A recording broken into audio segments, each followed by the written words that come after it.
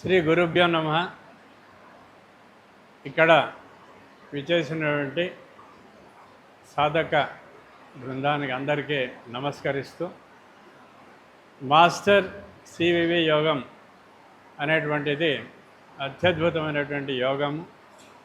దానిలో మనం అందరూ వచ్చాము అంటే చాలా అదృష్టవంతులని భావించాలి. ఎందువల్ల అంటే మాస్టర్ యోగానికి మనం వచ్చాము అనేటువంటి భావన చాలామందికి ఉంటుంది. మాస్టర్ గారి యోగంలో మనం రాలేము, మనల్ని కొన్ని రాబడతాం. అది ఆ విషయం తెలుసుకోవాలి. ఒక ఉదాహరణతో నాకు ఇచ్చినటువంటి సమయంలో నేను మాట్లాడతాను. 1984-85 సంవత్సరంలో బళ్ళారి కేంద్రంలో రాజయోగ సెంటర్లో కొండాచారి గారు పెద్దలు వారు అక్కడ నిర్వహించేవారు. అప్పుడు నేను, మా అన్నయ్య, మా అక్కయ్య అందరూ వెళ్ళాం. అంటే నేను వాళ్ళిద్దరిని అక్కడ డ్రాప్ చేసి రావడానికి వెళ్ళాం. అక్కడ డ్రాప్ చేసినప్పుడు కొండాచారి గారు నన్ను అడిగారు, మీరు మాస్టర్ సివివి యోగానికి ఇనిషియేషన్ తీసుకుంటారా అని అడిగారు.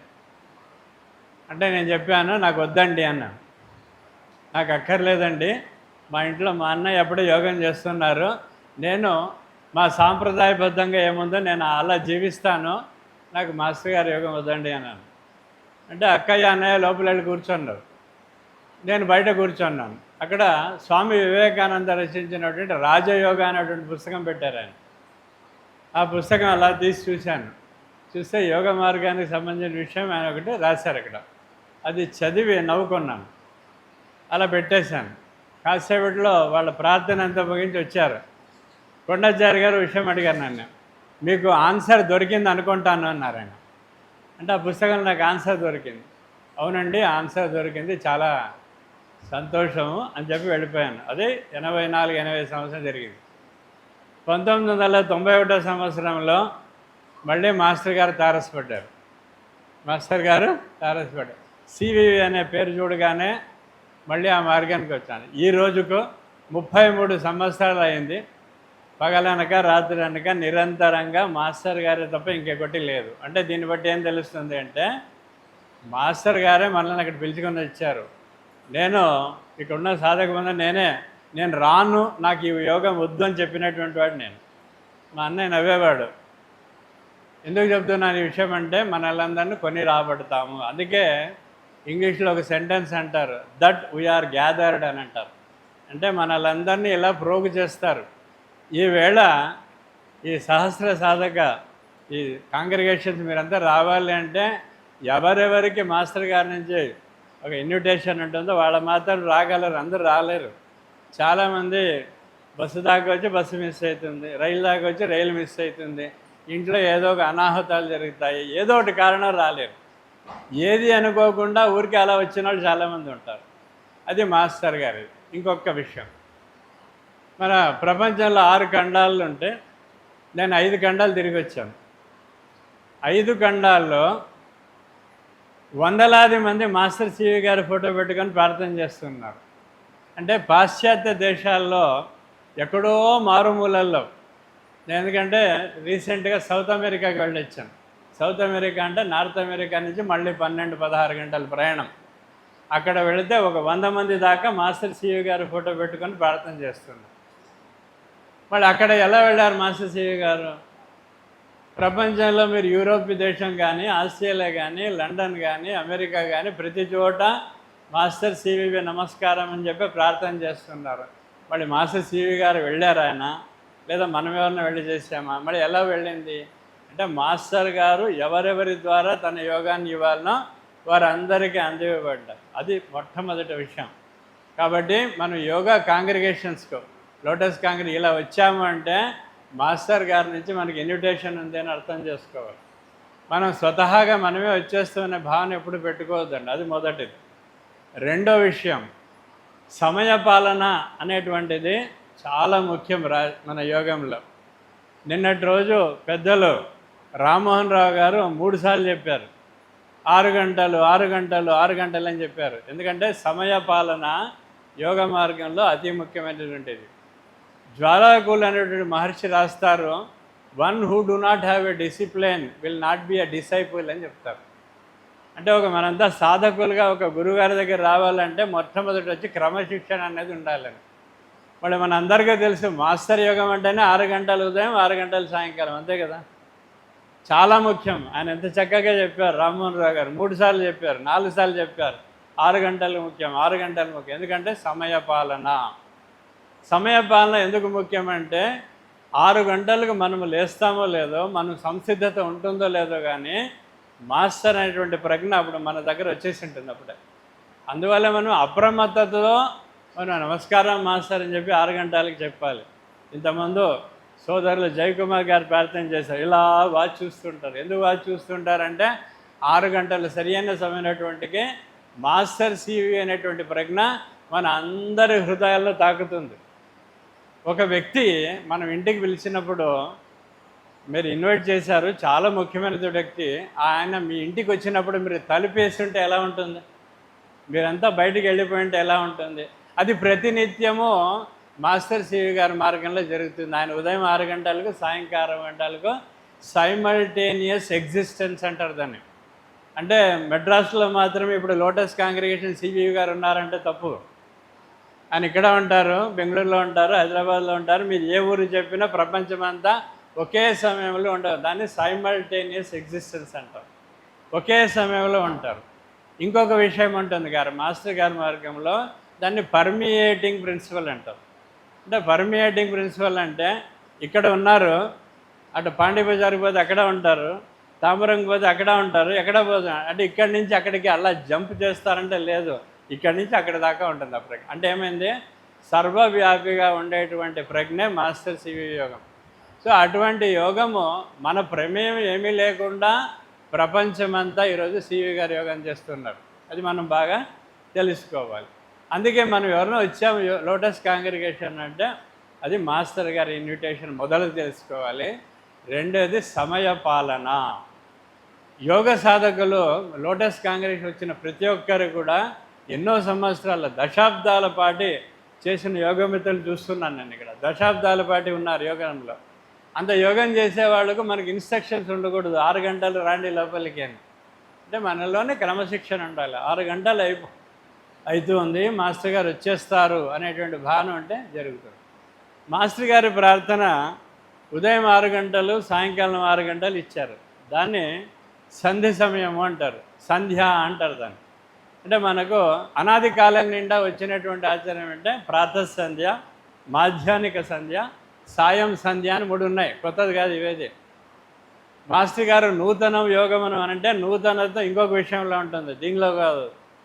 ఏం చేశారు? 6 గంటలకు 6 గంటలు ఉదయం, 12 గంటలు, 6 గంటలు సాయంకాలం చేయమని చెప్పారు. దీనిలో ఏం జరుగుతుంది అంటే సంధి సమయము అంటారు. అంటే చీకటి వెళ్ళి వెలుగు వచ్చే సమయాన్ని ఒక టైం 6 గంటలకు, అలాగే సాయంకాలము వెలుగు వెళ్ళి చీకటి వచ్చే సమయం ఒకటి. ఆ 2 సమయాల్లో తప్పకుండా ప్రార్థన చేయండి. దాన్ని జీపీ అంటారు, మీరు జనరల్ ప్రాక్టీస్ అని. తప్పకుండా అందరికీ ఇంపార్టెంట్. నిన్న సోదరులు రామ్మోహన్ గారు చాలా చెప్పారు. ఇనిషియేషన్ అయిన వాళ్ళు, ఇనిషియేషన్ కాని వాళ్ళు అందరికీ ఇనిషియేషన్ అవుతుందని చెప్పారు. అంటే లెవెల్ ఈజ్ డిఫరెంట్, ఒక్కొక్కరు ఒక లెవెల్లో ఉండొచ్చు, బట్ ఖచ్చితంగా ఇనిషియేషన్. ఎందుకు 6 గంటల సమయాన్ని ఆయన చూస్ చేశారంటే దాని గురించి మనం బాగా ఆలోచించాలి. దాన్ని అవలోకన మనం చేసుకుంటే తెలుసు. సంధి సమయాలు, ప్రతి సంధి సమయాన్ని మనం గమనించాలి. చీకటి వెళ్ళి రాత్రి కావడం, పగలు కావడం, పగలు వెళ్ళి చీకటి కావడం, ఇదొకటి. అలాగే జాగ్రత్త స్థితి నుంచి స్వప్న స్థితికి, నిద్రావస్థకు వెళ్ళే ఒక స్థితి. నిద్రావస్థలో ఉండేటువంటి వ్యక్తి మళ్ళీ జాగ్రత్త స్థితికి వచ్చేది ఇంకొక స్థితి. అలాగే ప్రతి ఒక్కటి కూడా మధ్యలో ఒక గ్యాప్ ఉంటుంది. అంటే ప్రతి ఒక్క ఊపిరికి ఇంకొక ఊపిరికి ఒక గ్యాప్ ఉంటుంది. దాన్ని ఇంగ్లీష్లో ఇంటర్ల్యూడ్ అని చెప్తారు. జ్వాలాకుల మహర్షి దాని గురించి చాలా గొప్పగా చెప్తారు, ఇంటర్ల్యూడ్ అంటారు. మీరు ఆలోచించండి, ఇలా వెళ్ళాము, ఇలా తిరగాలంటే మధ్యలో స్లో అవుతుంది కారు, అదే స్పీడ్తో వెళ్ళదు, ఆగి మళ్ళీ తిరుగుతుంది. ప్రతి ఒక్క ఊపిరి ఉచ్ఛ్వాస నిశ్వాసాల మధ్య చిన్న గ్యాప్ ఉంటుంది. అలాగే పగలు రాత్రి మధ్య ఒక గ్యాప్ ఉంటుంది, రాత్రి పగలు మధ్య గ్యాప్ ఉంటుంది. అలాగే జన్మకు జన్మకు మధ్యలో కూడా గ్యాప్ ఉంటుంది. అంటే ఈ జీవితం మరణించిన తర్వాత మళ్ళీ మనము భౌతిక దేహ ధారణ చేస్తే ఆ మధ్యలో గ్యాప్ ఉంటుంది. అందువల్లే ఇంటర్లీవ్డ్ అబ్జర్వ్ చేయండి అంట. అలాగే ఒక విషయం మాట్లాడిన తర్వాత ఇంకొక వర్డ్ వచ్చేంతలో మధ్యలో గ్యాప్ ఉంటుంది. దీన్ని గమనిస్తూ ఉంటే మన ప్రజ్ఞ ఎల్లవేళలా ఉంటుంది. మనకు సామాన్యంగా మనం రాత్రి పడుకున్నప్పుడు కళలు వస్తాయి, అన్నీ వస్తాయి, ఉదయం జ్ఞాపకం ఉండదు. ఉదయం ఏదంతా జ్ఞాపకం ఉంటుందో మనకు రాత్రి పడుకున్నప్పుడు అది జ్ఞాపకం. అంటే మన ప్రజ్ఞ ఎల్లవేళలా ఉండదు. మనకు ప్రజ్ఞ ఎప్పటికీ ఎక్కడిదక్కడ ఆగిపోతూ ఉంటుంది. దాన్నే కంటిన్యూటీ ఆఫ్ కాన్షియస్నెస్ అంటారు. సో మనం అందరూ కూడా దాన్ని ప్రాక్టీస్ చేసేదానికి 6 గంటలకు మనకు మాస్టర్ గారు ఇచ్చారు. సంధ్యా సమయం అతి ముఖ్యమైనటువంటి. అటువంటి సమయాన్ని పోగొట్టుకుంటామంటే జీవితంలో ఒక సంధ్య వెళ్ళిపోయిందని అర్థం. అందువల్లే 6 గంటల ప్రార్థన అనేది సమయ పాలన చాలా ముఖ్యం ఇక్కడ. అది ఇంకొక విషయం. ఇంకొక విషయం మాస్టర్ గారు ఏం చెప్పారంటే, ఆయన ఇచ్చినటువంటిది భాగవత మార్గమే. మాస్టర్ సివి గారు ఇచ్చింది భాగవత మార్గమే. మళ్ళీ భాగవత మార్గం ఎందుకు అంటే, భాగవతం అంటే ఒక పెద్దలు రాశారు, భాగవతం అనగా భగవంతుని గురించి తెలుసుకున్నట్టు అని రాశారు, అంతే. మళ్ళీ భాగవతంలో ఏముంది, వ్యాస మహర్షి అంతా సంపూర్ణంగా అన్నీ రాసేసి అన్ని అష్టాదశ పురాణాలు అన్నిటికీ కామెంటరీస్ రాసి ఆఖరికి ఆయనగా మనసులో శాంతి ఉండదు. అప్పుడు నారద మహర్షి చెప్తాడు, నువ్వు భాగవతోత్తముల గురించి రాయి, భాగవతం రాయి, సంపూర్ణంగా నీకు ఆనందం వస్తుంది. భాగవతంలో ఏముంటుందంటే భాగవతోత్తముల గురించి ఉంటుంది. భాగవతోత్తములు ఏం చేస్తారంటే నిరంతరంగా భగవంతునితో ఉండేవాళ్ళే భాగవతోత్తములు. అంటే పగలనగా రాత్రి అనగా ఒక్క క్షణం కూడా తీరిక లేకుండా ఎల్లవేళలా ఆ భగవంతుని తత్వంలో ఉండాలి భాగవతోత్తములు. వాళ్ళు ఎవరు మనం అందరూ చెప్తుంటాం, నారద, పుండరీక, పరాశర, వ్యాస, శుక, శౌనకాది మునులు అన్నీ చెప్తూ ఉంటాం. వీళ్ళంతా ఏం చేశారండి, నిరంతరంగా ఆ ప్రజ్ఞలనే ఉండేవారు. వాళ్ళందరినీ భాగవతోత్తములు అంటాం. మనమందరూ కూడా భాగవతోత్తములు కావాలనే మాస్టర్ గారి మార్గంలో చిన్న కిటికి చెప్పారు, అందరిలో నన్ను చూడు అన్నారు. మాస్టర్ గారు అందరిలో నన్ను చూడు అంటే భాగవత మార్గమే అది. మనం అందరిలో మాస్టర్ గారిని చూస్తున్నామా?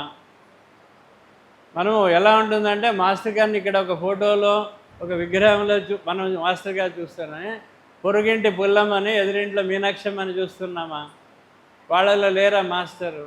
వాళ్ళు మాస్టర్ గారు సర్వవ్యాపి, is an omni present, omnipotent, omniscient. అటువంటి ఎనర్జీ అంటే సర్వవ్యాపమైనటువంటి ప్రజ్ఞ, అందరిలో ఉన్నటువంటి ప్రజ్ఞ, అన్నీ తెలిసినటువంటి వ్యక్తి, సర్వశక్తిమంతుడైనటువంటి ప్రజ్ఞ మాస్టర్ సివి గారి యోగం.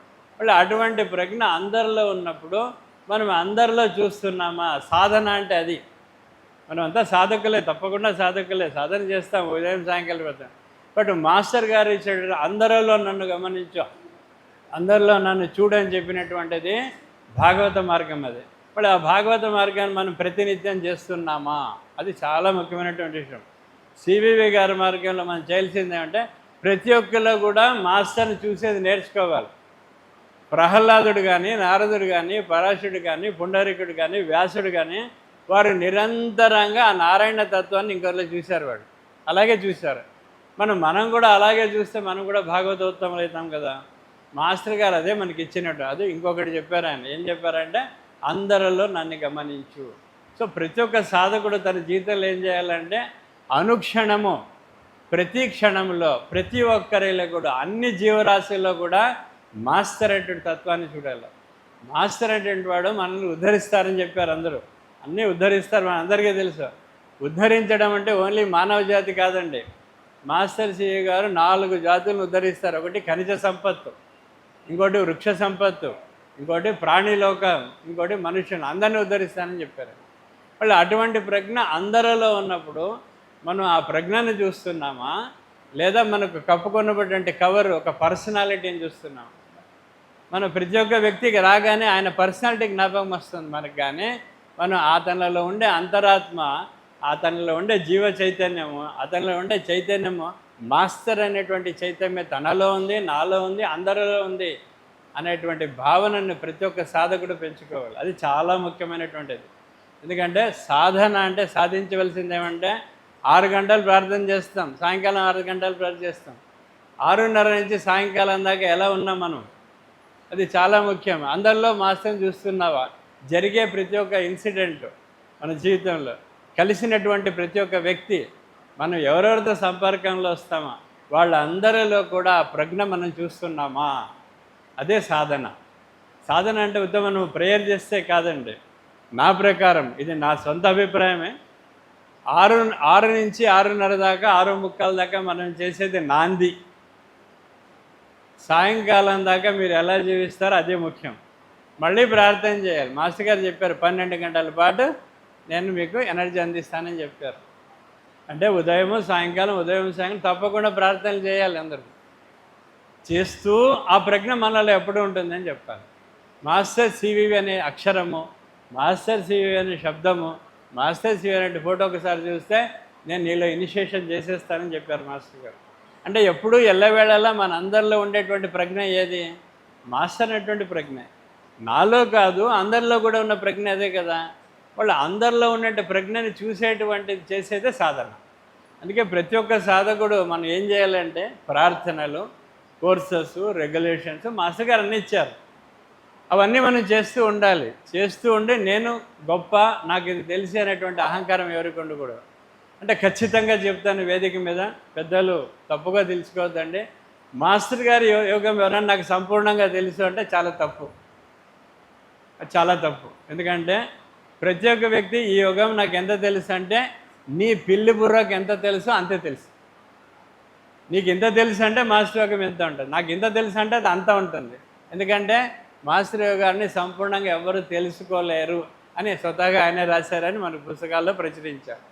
సో అలాంటి ప్రజ్ఞని మనందరిలో ఉన్నప్పుడు, అలాంటి ప్రజ్ఞ ప్రతి ఉదయం 6 గంటలు సాయంకాలం మన ఇంటి తలుపు దగ్గర వచ్చి మన హృదయం అనేటువంటి తలుపులన్నీ తడుతూ ఉంటే మనం ఎంత క్రమశిక్షణతో ఉండాలి అనేది ప్రతి ఒక్క సాధకులు మనం అందరూ కలిసి నేర్చుకుంటూ ఉండాలి. సో ఉదయం లేవగానే రాత్రి పడుకోపోయేదాకా ప్రతి ఒక్కటిలో కూడా మాస్టర్ అనేటువంటి చూడాలి. అంతా బ్రహ్మమయం అంటాము, అంతా బ్రహ్మమే. మరి ఆ బ్రహ్మం అంతా చూస్తున్నామా? అది చాలా ముఖ్యమైనటువంటి. ఉదాహరణ చెప్తాను. మహారాష్ట్రలో ఒక యోగి ఉండేవాడు. ఆయన దగ్గర ఒక బ్రహ్మజ్ఞానం వాళ్ళు వచ్చారు. అంతా బ్రహ్మమే అన్నారు. ఆయన అలా నవ్వుతున్నాడు. ఆయన గజానన్ మహారాజ్ అంటారు. ఆయన ఎప్పుడూ ఇలా కుక్క తాగేవారు, ఇలా తాగుతూ ఉంటారు. అందరూ చెప్తారు అంతా బ్రహ్మమే అని ఆయనకి చెబుతూ ఉంటారు. ఆయన మహాయోగి. ఆయన ఉన్నటువంటి పూరి గుడిసెకు దగ్ధమవుతుంది, అగ్గిపడిపోతుంది, చుట్టూ అగ్గిపడిపోతుంది. వాళ్ళందరూ పరిగెత్తి వెళ్ళిపోతారు. ఈయన హాయిగా కూర్చొని కుక్క తాగుతూ ఉంటారు. కాసేపు అయిన తర్వాత మంట ఆరిపోతుంది. వాళ్ళందరూ లోపలికి వస్తారు. వచ్చిన తర్వాత అడుగుతాడు, ఎందుకు పారిపోయారు అన్నాడు. అరే అగ్గి పడిందండి వెళ్ళిపోయినారు. అప్పుడు ఆయన అడుగుతాడు, వాళ్ళు ఈ అగ్ని బ్రహ్మం కాదా అని అడుగుతాడు. అంటే బ్రహ్మం అంటే మనం మాట్లాడతాం, కానీ ఆ బ్రహ్మం అంటే ఏమని సంపూర్ణంగా మనం అవగాహన చేసుకుంటాం. అటువంటి ఒక మహత్తరమైన యోగాన్ని మనం వచ్చాం. 3 విషయాలు చెప్పాను. చాలా ముఖ్యం. అంటే సాధకులు చేయాల్సిందే ఉదయం నుంచి సాయంకాలం వరకు ప్రతి ఒక్క విషయాల్లో మాస్టర్ అంటే తత్వాన్ని మనం చూస్తూ రావాలి. ఒక అత్తగారు కానీ, ఒక మామ కానీ, ఒక అల్లుడు కానీ, ఎందుకంటే మనకు వాళ్ళ ఇబ్బంది, వాళ్ళందరిలో కూడా మాస్టర్ అంటే ప్రక్రియ చూసి అలవాటు చేసుకోవాలి. ఎందుకంటే తల్లి వేరే, అత్తగారు వేరే. అంటే ఏమైంది, భావనలో వ్యత్యాసం ఉంది.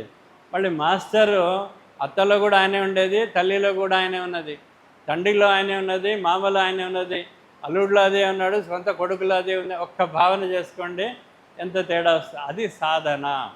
అలా సాధన మనం చేస్తూ ఉండాలి. సో ఇది 3వ విషయం. సాధనలో అంటే మాస్టర్ని అందరిలో చూడ విషయం. మాస్టర్ గారు మనకి ఏమి ఇచ్చారు? అందరికీ అమరత్వం, అందరికీ బ్రహ్మత్వం. మనం అందరూ బాగా ప్రతి కాంగ్రిగేషన్లో ఎవరు కలిసినా కూడా, ఎవరు మనల్ని ప్రశ్నించా కూడా మనం చెప్పేది ఇదే. సివి గారు ఏమి ఇస్తారేంటంటే అందరికీ అమరత్వం, అందరికీ బ్రహ్మత్వం అని ఇస్తాం. అమరత్వం అంటే ఏమండి? ఇది నేను ఈ యోగంలో వచ్చిన కొత్తలో మా అన్నయ్య గారు ప్రశ్న వేశారు. ఇదే ఫిజికల్ ఇమ్మార్టాలిటీ అంటారు ఇంగ్లీష్లో. అంటే అమరత్వం. అమరత్వం అంటే ఎలా వస్తుంది? అమరత్వం అంటే మాస్టర్ గారి మార్గంలో ఏమి? బళ్ళారిలో ఇప్పుడు అడిగారు, అమరత్వం అందరికీ ప్రసాదిస్తాను అనేటువంటి వ్యక్తే లేడు కదండి, ఏం అమరత్వం ఇస్తారని అడిగారు. సివివి గారు అందరికీ అమరత్వం ఇచ్చారు కదా, మళ్ళీ ఆయనే లేరు కదా, ఆయన కూడా దేహాన్ని చాలించారని అన్నారు. అంటే అప్పుడు చక్కటి దానికి ఉదాహరణ ఇచ్చారు. ఏమంటే అమరత్వం అని మాస్టర్ గారు ఏం చెప్పారో అది మీకు అర్థం కాలేదు. ఆయన ఇచ్చినట్టు అమరత్వం వేరే. ఫిజికల్ ఇమ్మార్టాలిటీ అంటే ఎలా జరుగుతుంది మన మాస్టర్ గారి యోగంలో అంటే, ప్రతినిత్యం మనం ప్రార్థన ఉదయం సాయంకాలం మెరిడియన్ టైంలో ప్రార్థనలు 4 సార్లు చేయొచ్చు ప్రార్థనలు. మనం ప్రార్థన 45 నిమిషాలని కూడా లేదు. మాస్టర్ గారు ఒక చోట రాశారు అని నేను చదివాను, అది నా ఇది కాదు. లాంగ్ అవర్ మెడిటేషన్స్ అని కూడా చేయించారు మాస్టర్ గారు. చాలాసేపు కళ్ళు మూసుకొని కూర్చోవచ్చు అని కూడా చెప్పారు.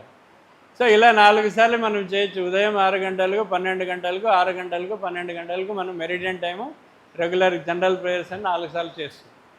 సో ఆ ప్రేయర్లు చేస్తుంటే ఏమవుతుందంటే మన ఈ భౌతిక దేహానికి సూక్ష్మ శరీరము మనకు వస్తుంది. ఆయన ఏం చేస్తారు సివి గారు అంటే మనకు సూక్ష్మ శరీర నిర్మాణం జరుగుతుంది. అది మొట్టమొదలు జరిగేది.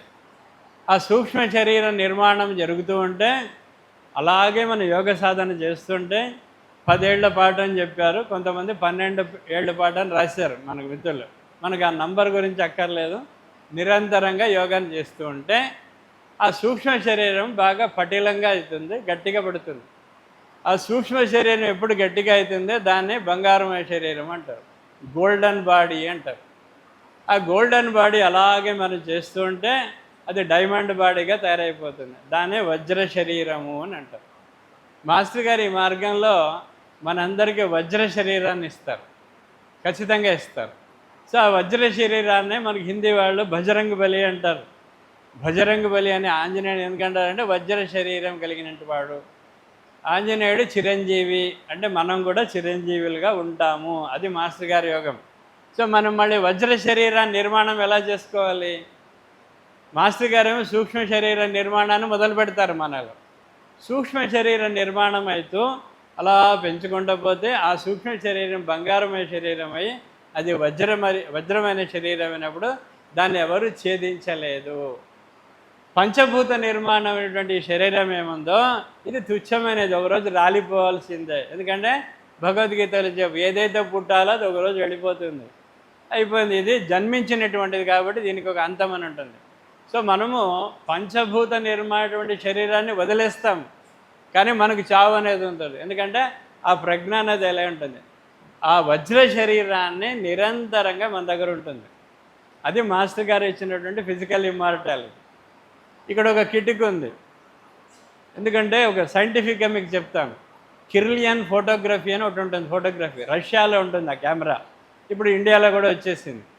ఒక వ్యక్తి ఇలా కూర్చొని అతనికి ఫోటో తీస్తే భౌతికంగా ఉండే దేహం రాదు, కానీ ఆయన చుట్టూ ఉండేటువంటి ఆరా వస్తుంది. మనకు ఆరా కోర్సెస్ అన్నీ ఉన్నాయి, మాస్టర్ గారు ఇచ్చారు. అంటే సూక్ష్మ శరీరం ఎలా ఉంటుంది అనేటువంటిది ఫోటోలో వస్తుంది. దాన్ని కిర్లియన్ ఫోటోగ్రఫీ అంటారు. ఆ ఆరా చూస్తూ కొన్ని ఎక్స్పెరిమెంట్స్ చేసాం. నేను మా అన్నయ్య కూడా మేము చాలా చేసాం ఆ ఫోటోలను. మీరు ఇలా కూర్చొని ఒక చెడు తలంపు వస్తేనే ఆరా చిన్నగా అవుతుంది. అంటే ఏమైపోయింది, సూక్ష్మ శరీరం చిన్నగా అయిపోతుంది. ఒక మంచి తలంపు వచ్చింది అనుకోండి, సూక్ష్మ శరీరం పెరుగుతుంది. అలా ఎక్స్పెరిమెంట్స్ చేస్తారు వాళ్ళు. అంటే ఏమైపోయింది, మనలో ఉండే ఆలోచనలు, మన ఆలోచన సరళి, మనలో ఉండేటువంటి భావనలు మన సూక్ష్మ శరీరం మీదే ప్రభావం చూపిస్తూ ఉంది.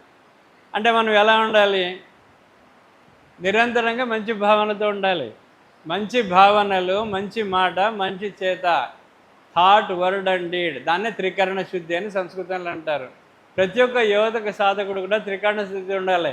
అందువల్ల మనకు కొంతమంది డౌట్ వస్తుంది, చాలామంది అడుగుతుంటారు, మేము 20 ఏళ్ళ నుంచి యోగం చేస్తున్నామండి, ఎక్కడేసిన గొంగడు అక్కడికి ఉంది, మేమేమో చేస్తున్నామండి, మాకేం జరగడం లేదండి. ఇలాంటి వాళ్ళు చాలా విన్నాను నేను. ఎందుకంటే కాంగ్రిగేషన్స్ వెళ్ళినప్పుడు కొంతమంది వచ్చి అడుగుతుంటారు, మేము 2 ఏళ్ళ నుంచి చేస్తుంటే ఏం జరగలేదు, ఎందుకు జరగడం లేదు? నేను ఒక ఉదాహరణ చెప్తాను. ఈ ప్రార్థన చేస్తే దేవుడు మీకు ఇది ఇస్తాడు అని చెప్తారు. ప్రార్థన చేసిన తర్వాత రాదు అంటే ఏది తప్పు? దైవమా, లేదా మీలో తప్ప, లేదా చేసినటువంటి ప్రార్థనలు తప్ప? ప్రశ్నించుకోండి ఒకసారి. ఎందుకు రాలేదంటే ఒక సరి అయిన నిర్దిష్టమైనటువంటి పద్ధతులు మనం చేయలేదు కాబట్టి రాలేదు అక్కడ. అలాగే మాస్టర్ గారి యోగం కూడా మాస్టర్ గారు చెప్పినటువంటి పద్ధతులు యోగాన్ని చేయాలి, చేస్తే ఖచ్చితంగా వస్తుంది 10 ఏళ్ళు 12. ఎందుకంటే మాస్టర్ గారు అబద్ధాలు చెప్పారు కదా, ఆయన ఏది అబద్ధాలు చెప్పలేదు, చెప్పారు, చెప్పే ఆవశ్యకత లేదు. వాళ్ళు అలాంటి మహానుభావుడే చెప్పాడు, 10 ఏళ్ళు చేయడం చక్కగా నేను ఇస్తాను. మనకు రాలేదు అంటే మనలో దోషం ఉంది, బాగా తెలుసుకోండి, మనలో దోషం.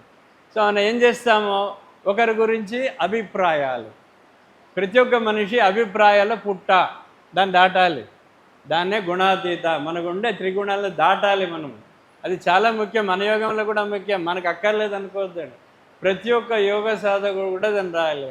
అందరిలో సోదరులు చూడాలి. సీ బ్రదర్స్ ఇన్ అదర్స్ అని చెప్తాం కదా, వాళ్ళు అందరిలో బ్రదర్స్ చూస్తున్నామా?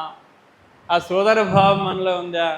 సౌభాతృత్వం అనేది మనం పెంచుకున్నామా అనేటిదాన్ని తెలిస్తే అప్పుడు ఆ సూక్ష్మ శరీరం అలాగే ఉంటుంది. అదే సూక్ష్మం తరిగిపోతుంది. ఈ 1 స్టెప్ ఫార్వర్డ్ 2 స్టెప్స్ బ్యాక్వర్డ్ అంటారు ఇంగ్లీష్లో. అంటే ఒక అడుగు ముందుకేసాము, 2 అడుగులు వెనకలేస్తున్నాం. 6 నుంచి 6:40 దాకా బ్రహ్మాండంగా మాస్టర్ గారు ఎనర్జీ పొందాం. 7 గంటల నుంచి బయటకు వెళ్ళగానే మళ్ళీ మన రామాయణం మొదలు పెడతాము.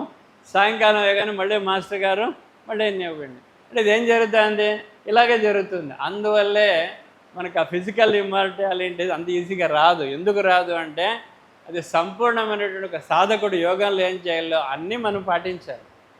ఒక వ్యక్తి గురించి ఎటువంటి అభిప్రాయాలు పెట్టుకోవద్దండి. ఎందుకంటే మనిషి అభిప్రాయాల పుట్ట. అభిప్రాయం నీకు సంబంధించింది. అతనిలో మాస్టర్ అలా చేస్తున్నాడు, నాలో మాస్టర్ ఇలా చేస్తున్నాడు, అంతే కదా. అతను ఇలా చెప్పాడు, అది మాస్టర్ గారు ఆయన ద్వారా చెప్పారు. నేను ఇలా చెప్తున్నాను, నాకు మాస్టర్ ఇలా చెప్పారు అనే భావన సబ్స్టిట్యూట్ అంటారు. దాన్ని మార్చుకుంటూ వెళ్ళండి. ఉదయం నుంచి సాయంకాలం వరకు ఆ ప్రజ్ఞ అన్ని చోట్ల అందరి ఎందుకు కనబడుతుంది. అది చేస్తే మనకు ఫిజికల్ ఇమ్మార్టాలిటీ వస్తుంది. ప్రతి ఒక్కరు కూడా సూక్ష్మ శరీర నిర్మాణం చేస్తూ దాన్ని బాగా పటిలపరుచుకుంటూ ఒక వజ్రం అనే శరీరం వచ్చినప్పుడు అది నిరంతరంగా ఉంటుంది. అదే ఇమ్మార్టాలిటీ అంటే. భౌతిక శరీరం ఇది పంచభూతాల నిర్మాణమే, ఇది వెళ్ళిపోతుంది. ఇది కాదు ఫిజికల్ ఇమ్మార్టాలిటీ. మాస్టర్ గారు ఇచ్చిండేది నీకు ఆ సూక్ష్మ శరీరాన్ని నిరంతరంగా నీకు ఇస్తానన్నారు. అది ఒకటి ఫిజికల్ ఇమ్మార్టాలిటీ. ఇంకోటి అందరికీ బ్రహ్మత్వం అన్నారు. బ్రహ్మత్వం ఏమి? చాలా ముఖ్యమైన విషయం ఇది. బ్రహ్మత్వం అంటే ఏకం సత్, ఒకటే ఉండే సత్యం. విప్రా బహుదా వదంతి, ఒకటే సత్యాన్ని అనేక రకాలుగా అంతా చెప్తారు. ఒకటే సత్యం ఒకటే ఉంది. దానికి ఉదాహరణ చెప్తారు. బ్రహ్మ అంటే ఏమంటే మనందరూ సినిమాలు చూసేవాళ్ళు. అందులో ఆంధ్ర, కర్ణాటక, తమిళనాడులో ఎక్కువ సినిమాలు. సినిమా తెర ఉంటుంది. సినిమా తెర ముందు పొగాకు తాగడం హానికరం అని వస్తుంది. కాసేపు అయిన తర్వాత అడ్వర్టైజ్మెంట్ చూపిస్తారు. కాసేపు అయిన తర్వాత సినిమా మొదలవుతుంది. దానిలో అన్ని రకాలు వస్తాయి. కోట్లాట్లు, ప్రేమ ఇత్యాది అన్నీ వచ్చేస్తాయి. ఆఖరికి శుభం అని వస్తుంది. శుభం అని వచ్చిందో సినిమా అయిపోయింది. సినిమా మొదలు సినిమా నంతరం ఒకటే ఒకటి ఉంటుంది కాన్స్టాంట్గా. అంటే ఎటువంటి చలనము లేకుండా ఉండేది ఒకటి స్థితి ఉంటుంది. దాన్నే సిల్వర్ స్క్రీన్ అంటారు. అంటే తెర, సినిమా తెర. దానికి పొగాకు వచ్చినా ఒకటే, కోట్లాట వచ్చినా ఒకటే, లవ్ సీన్లు వచ్చినా ఒకటే, మర్డర్లు వచ్చినా ఒకటే, మంచి విషయాలు వచ్చినా అన్నీ అయిపోతుంది. ముందు ఏముందో తెర, ఆఖరికి తెర ఒకటే ఉంటుంది. అన్నీ జరిగిపోతాయి తెర మీద. తెరకు ఎటువంటి చలనం ఉండదు, తెలుసుకోండి. తెరకు ఎటువంటి చలనం ఉండదు. దానికి ఏది అంటదు. ఏది అంటనిది, దేనికి చలించనిది ఉన్న సత్యం ఒకటి ఏదంటే తెర మాత్రమే సత్యము. తెలుసుకోండి. ఆ తెరే సత్యం, మిగిలినంత లేదు. ఈరోజు మీరు తెలుగు సినిమా వేస్తే తెలుగులో మాట్లాడుతుంది, కన్నడ వేస్తే కన్నడలో మాట్లాడుతుంది, ఇంగ్లీష్ వేస్తే ఇంగ్లీష్లో మాట్లాడుతుంది, పోట్లాడి చూస్తుంటుంది. అంటే తెర ఎలా ఉంటుంది? సాక్షిభూతంగా ఉంటుంది, నిమిత్త మాత్రంగా ఉంటుంది. జరిగేవన్నీ సాక్షి చూస్తుంటుంది, కానీ తను చలించదు. ప్రతి ఒక్క యోగ సాధకుడు కూడా ఆ బ్రహ్మత్వాన్ని మీరు అందాలి అంటే ఆ చలన స్థితికి, అంటే మనం కళ్ళు తెరిచి చూసేటువంటి ప్రపంచం ఏముందో భౌతిక ప్రపంచం ఇదంతా టెంపరీ, ఇది సత్యము కాదు అని తెలుసుకోవాలి. దీన్నే పెద్దలు మిథ్య అన్నారు. అంటే అది లేదు, ఈరోజు ఉన్నది రేపు ఉండదు అనే సత్యాన్ని తెలుసుకోవాలి. ఆ సత్యాన్ని తెలుసుకొని ప్రతి ఒక్కటి కూడా ఇది నాటకమే అనే భావన మనకు వచ్చేసిందంటే అప్పుడు మనం బ్రహ్మత్వం వైపు వెళ్తాం. బ్రహ్మత్వం అంటే అదేదో ఇలా ఒక మాల్లో వెళ్ళి కొనేటువంటిది కాదు, మన భావన ఆధారంగానే ఉంటుంది బ్రహ్మత్వం కూడా. భావనలు మార్చుకోవాలి. శిష్యులు ఏదో జరుగుతుందండి. చిన్న అబ్బాయి, వాడు విద్యార్థి అయ్యాడు, కాసేపు పెళ్లి చేశారు, గృహస్థుడయ్యాడు, పిల్లలు పుట్టారు, తండ్రి అయ్యాడు, ఇంకా మనవులు పుట్టారు, తాత అయ్యాడు, అన్నీ మారిపోయాడు వాడు. అంటే ప్రతి ఒక్కటి సృష్టిలో అన్నీ మారిపోతుండే. భౌతిక ప్రపంచము మనం కంటితో చూసేటివన్నీ మారిపోతుంటాయి. అది సత్యము కాదు, అది మిథ్య అని తెలుసుకోవడమే బ్రహ్మజ్ఞానం. సో మాస్టర్ గారు అందరికీ బ్రహ్మజ్ఞానాన్ని ఇస్తూ అందరినీ బ్రహ్మత్వమే తీసుకుపోతుంది. అంటే తీసుకుపోతుంటే మిమ్మల్ని ఇక్కడి నుంచి అలా తీసుకెళ్తారని కాదు. మనలో ఉండే భావనలు మనం ఈ సృష్టిలో మనం చూసేటప్పుడు ఇదంతా మిథ్య, సత్యం ఒకటే, అదే బ్రహ్మత్వమే సత్యం అని తెలుసు. ఒక సినిమా హాల్లో ఎలా సిల్వర్ స్క్రీన్ ముందు ఎలా ఉంటుందో నిశ్చలంగా, తర్వాత కూడా ఎలా నిశ్చలంగా ఉంటుందో అలా కూడా మనకు ఒక్కటే పర్మనెంట్, మిగిలిన టెంపరీ. దాన్ని ఇంగ్లీష్లో ట్రాన్సియంట్ అంటారు. ట్రాన్సియంట్ అంటే అది లేదు, అది ఈరోజు ఉన్నది, రేపు ఉండదు అనేటువంటి సత్యం తెలుసుకో. ఇప్పుడు మనము ఒక 50, 60, 70 ఏళ్ళ క్రితం లేం మనం. ఈరోజు మనం అందరూ ఉన్న భౌతిక దేహాలు పట్టుకొని ఇంకొక 20 ఏళ్ళ తర్వాత ఉంటారంటే తెలియదు కదా. 20, 30, 40 మీ ఏజ్ని బట్టి ఉంటుంది. వాళ్ళు ఎక్కడి నుంచి వచ్చారు, ఎందుకు వచ్చారు, ఎక్కడికి వెళ్ళిపోయారు? ఇది ఒక ఉపనిషత్తులో చిన్న కథ. ఇది ఎక్కడి నుంచి వచ్చాను, ఎందుకు వచ్చాను, ఎక్కడికి వెళ్తాను అనేటువంటి 3 ప్రశ్నలకు మీకు అర్థం వచ్చిందంటే మనందరికీ బ్రహ్మజ్ఞానం వచ్చినట్టే. ఈ 3 ప్రశ్నలకు ప్రతి ఒక్కరు అడగాలి, నేను ఎవరు, నేను ఎక్కడి నుంచి వచ్చాను. అందుకే అయాం అని ఆఖరికి ఒకటి చెప్తాను, అయాం అంటారు. అయాం అనేది 2 ఉంటుంది. నేను ఒకటి, నేను అనేటువంటి అహంకారపూరితమైన నేను ఒకటి ఉంటుంది. నేను ఇదండి, నేను అదండి, నేను ఇదండి చెప్తారు, నాకు అది తెలుసండి, నా ఆస్తి, నా అంతస్తు, నా జ్ఞానం అన్నీ చెప్తుంటారు. నేను అది అహంకారపూరిత నేను. దానికి ఉదాహరణ చెప్తాను. ఎప్పుడన్నా ఎవరన్నా నాకు అది తెలుసు ఇది తెలుసు అంటే, కోటి లింగాల్లో ఒక బోడి లింగం.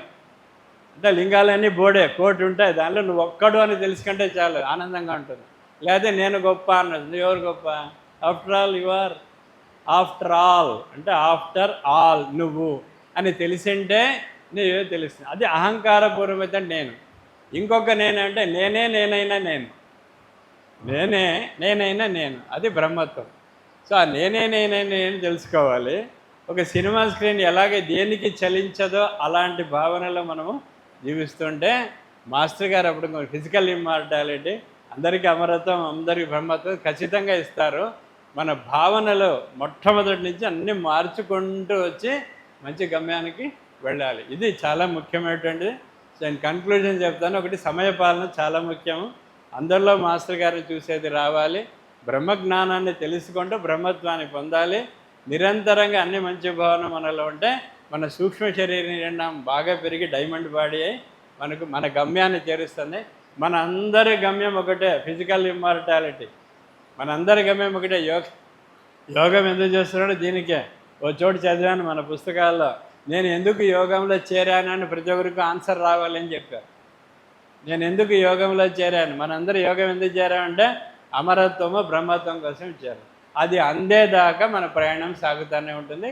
మన అందరూ కలిసి కట్టగల సాగాలి.